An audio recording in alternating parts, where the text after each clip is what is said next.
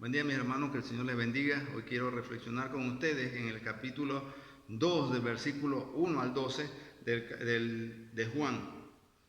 Y solo vamos a reflexionar en ciertos puntos. Y dice así la palabra del Señor, y vamos enseguida a esta reflexión. Dice: al tercer día se hicieron unas bodas en Caná de Galilea, y estaba allí la madre de Jesús. Recordemos que Juan estaba mostrando a Jesucristo como el Mesías, como Dios, como el Dios que estuvo desde la creación y antes de la creación. Y vemos que dice: el tercer día se hicieron unas bodas en Caná de Galilea, y estaba allí la madre de Jesús, y fueron también invitados a las bodas Jesús y sus discípulos. Muy importante, en este tiempo las bodas en un pueblo, en estos lugares rurales, se invitaban a todas las personas. De repente toda la comunidad podía estar en este lugar, y el que hacía la boda tenía que estar preparado para proveer lo que necesitaban: el vino, la comida y lo que fuere, porque la boda duraba semanas. Entonces dice en el pasaje, y podemos ver algo muy importante en este punto: es importante tener a Jesucristo en el matrimonio, presente en el matrimonio, aun cuando muchas personas dicen que no es necesario casarse. Hoy en día las personas dicen que no es necesario, aun cuando la palabra del Señor dice en el versículo, en Hebreos capítulo 13, versículo 4, dice así: honroso sea en todos el matrimonio, honroso sea en todos el matrimonio y el lecho sin mancilla, pero a los fornicarios y a los adúlteros los juzgará Dios. Entonces, es honroso el matrimonio, y el que está fuera del matrimonio es fornicario o es adúltero, o es las dos cosas. Lo juzgará Dios. Entonces, es honroso el matrimonio, y es importante que uno invite a Jesucristo a su vida matrimonial. Esto no es, el matrimonio es algo que a veces es difícil, a veces es bonito, y a veces pasan cosas buenas, aunque pasan cosas malas. Y dice la palabra del Señor que es mejor que cordón de 3 dobleces. Hablando de el esposo, la esposa y Jesucristo en el medio. No lo rompe nadie. El cordón de 3 dobleces no lo rompe nadie. Es más fácil romper el de 1 o del 2, pero de 3 es más difícil. Imposible si está Jesucristo en el medio del matrimonio. Entonces podemos ver que fueron también invitados a las bodas Jesús y sus discípulos. Y faltando el vino, la madre de Jesús les dijo: no tienen vino. No sabemos por qué se faltaba el vino. De repente porque fueron los discípulos y tomaban mucho. No se sabe por qué. Pero faltó el vino. Y podemos ver la preocupación de María por estar encargada, o por estar, puede ser que eran familia de ella o amigos de la familia de María, de la familia de María, porque ella estaba preocupada por las cosas que hacían falta. Y va donde Jesús. Jesús era el primogénito. La tradición dice que José ya había muerto cuando se habla de este pasaje. Y le dice a Jesucristo: no tienen vino. No tienen vino. Jesús le dijo: ¿qué tienes conmigo, mujer? Aún no ha venido mi hora. Entonces, ahí habla de la transición que hay del ser hijo al ser el Mesías, al mostrarse como el Mesías, como el Cristo, el que venía a rescatar el pueblo. Y dice: ¿qué tienes conmigo, mujer? Aún no ha venido mi hora. Y cuando Jesucristo hablaba de su hora, hablaba de la hora de ser glorificado, hablaba de la hora de empezar su ministerio, de que las personas vieran los milagros de él. Aunque más adelante él habla que solo los criados vieron lo que Jesucristo hizo, podemos ver que cómo si usted confía en Jesucristo, si usted tiene a Jesucristo en su hogar, si usted ha reconocido a Jesucristo como ese Mesías, como ese que resuelve todo, usted tiene su confianza en Él. Usted no sabe cómo Él va a resolver, pero usted tiene la confianza en Él. Eso hizo María. Él sabía que Él era Dios y que Él podía resolver. Ella no sabía en qué manera. Y le dice a los que servían: haced todo lo que os dijere. Es importante que si usted escucha la palabra del Señor, la ponga en práctica. Que si usted escucha lo que dice la palabra del Señor, lo ponga en práctica. Y podemos leer en Lucas 6, 46, 49, que dice así: ¿por qué me llamáis Señor, Señor, y no hacéis lo que yo digo? Todo aquel que viene a mí y oye mis palabras y las hace, os indicaré a quién es semejante. Semejante es al hombre que al edificar una casa cavó y ahondó y puso fundamento sobre la roca. Y cuando vino una inundación, el río dio con ímpetu contra aquella casa, pero no la pudo mover porque estaba fundada sobre la roca. Mas el que oyó y no hizo, semejante es al hombre que edificó su casa sobre la tierra, sin fundamento, contra la cual el río dio con ímpetu y luego cayó, y fue grande la ruina de aquella casa. Entonces es importante que usted escuche la palabra del Señor, porque es la palabra del Señor.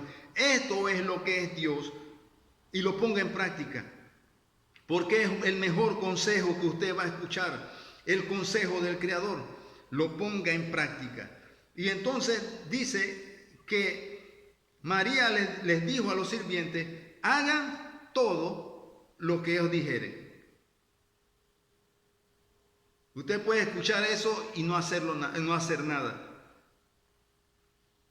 Él dijo más adelante: estaban en una situación difícil. ¿En qué momento usted hace todo lo que dice la palabra del Señor? Cuando usted está contra la pared, cuando usted está en dificultad, haga todo lo que Él dice. Y estaban allí 6 tinajas de piedra, por el cual conforme al rito de purificación de los judíos, en cada una de las cuales cabían 2 o 3 cántaros. Entonces vemos lo que muestra Jesucristo. Antes estas jarras de purificación se usaban según el rito de los judíos, dice ahí. ¿Y cuál era el rito de los judíos? Que como uno venía de andar en los caminos, se contaminaba de cualquier cosa, de polvo, de tierra y de muchas cosas que había tocado. Entonces, antes de entrar a la casa tenía que lavarse las manos, cosa que hoy en día estamos aprendiendo a hacer. Pero ellos tenían que lavarse las manos antes de entrar a la casa, y el agua chorreaba, tenía que ser con abundante agua, las manos y los pies. Y para esto eran estas tinajas, para tener agua para lavar los pies y las manos de las personas que llegaban a la casa. Y muestra a Jesucristo que esta purificación, ¿cómo iba a ser? Ya no sería como decían los judíos, que era muy importante para ellos lavarse las manos, y criticaron a Jesucristo por no hacerlo. Pero Jesucristo mostró que ya no era por estos ritos, sino que era por aceptar a Jesucristo en su corazón y mostrar el amor que Él ha hecho, que Él había dado. Jesús les dijo: llenad estas tinajas de agua, y las llenaron hasta arriba. Jesucristo podía haber hecho eso con solo decirlo, pero Él se place en que usted haga algo, se place en hacerlo partícipe, y para que usted vea la gloria de Dios. Entonces les dijo: sacad ahora y llevarlo al maestresala. Y lo llevaron. Cuando el maestresala probó el agua hecha vino, sin saber él de dónde era, aunque lo sabían los sirvientes que habían sacado el agua, llamó al esposo y le dijo: todo hombre sirve primero el buen vino, cuando ya han bebido mucho. Entonces el inferior, mas tú has reservado el buen vino hasta ahora. Y esto muestra, podemos ver y ponerlo como hace el diablo. El diablo le muestra algo muy bonito y después le quita todo y lo deja sin nada. Pero Jesucristo, usted llega a los pies de Jesucristo cuando le pasa algún problema y va a ver lo mejor de Él. aunque va a pasar problemas, pero va a ver lo mejor del Señor, va a ser más llevadero. Y esto es lo que pasaba en este momento. Todo hombre sirve primero el buen vino, pero cuando ya han bebido mucho, entonces el inferior. Eso hace el enemigo. Jesucristo deja lo mejor para después de lo que nosotros pasamos en esta vida, que va a ser corto. Este es el principio de señales. Hizo Jesús en Caná de Galilea y manifestó la gloria, y sus discípulos creyeron. Esto era por el motivo que Jesucristo hizo un milagro, para glorificar su nombre.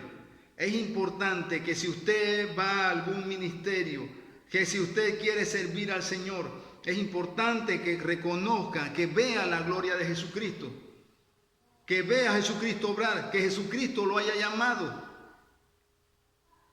Los discípulos no iban con los ojos ciegos a ver quién era Él. Ellos vieron la gloria de Jesucristo al ver cómo resolvió, cómo hizo este milagro de convertir el agua en vino. Y el mejor vino, no cualquier vino. Entonces usted no puede ir a servir al Señor con solo decir yo quiero servir. Usted necesita tener un llamado del Señor. Porque si usted quiere ir a servir al Señor porque tiene necesidad o porque quiere hacer algo más, algo por el Señor sin tener un llamado, créame que el ministerio de servir al Señor no es fácil. La palabra del Señor dice, en este mundo tendréis aflicción. Y muchas personas no resisten la aflicción porque no han tenido un llamado. Cuando Jesucristo llama, hace la diferencia. Y le mostró su gloria. Después de esto descendieron a Capernaum, él, su madre, sus hermanos y sus discípulos, y estuvieron allí no muchos días. Ellos salieron de Capernaum y habla de que sus hermanos y sus discípulos, y habla de que María tenía otros hijos. No habla hace la diferencia entre hermanos y los discípulos. Y nosotros podemos ver esto en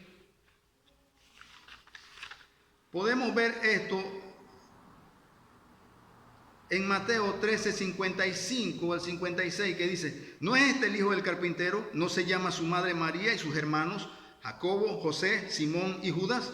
¿No están todos sus hermanas con nosotros? ¿De dónde pues tiene todas estas cosas? Hace mención de todos los hermanos.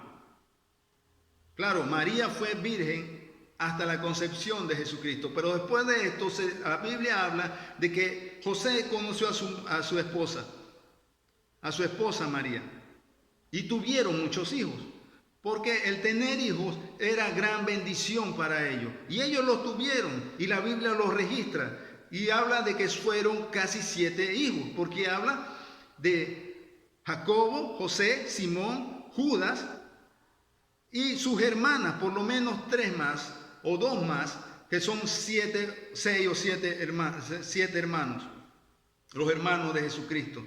Pero lo importante es que usted en este día invite a Jesucristo a su matrimonio, invite a Jesucristo a estar en su hogar, que Él sea el centro de su vida. Confíe en Él en medio de los problemas. Reconózcalo como Señor, no como un simple profeta, no como yo creo en Jesucristo y ya. Reconózcalo como el Señor de su vida. Jesús cambia las cosas. Él hace las cosas diferentes. Cuando usted tiene un problema, no espere que se resuelvan como usted quiere. Confía en Jesucristo, que Él sabe lo que usted necesita. Y por último, Jesús quiere que usted haga algo. Perdón.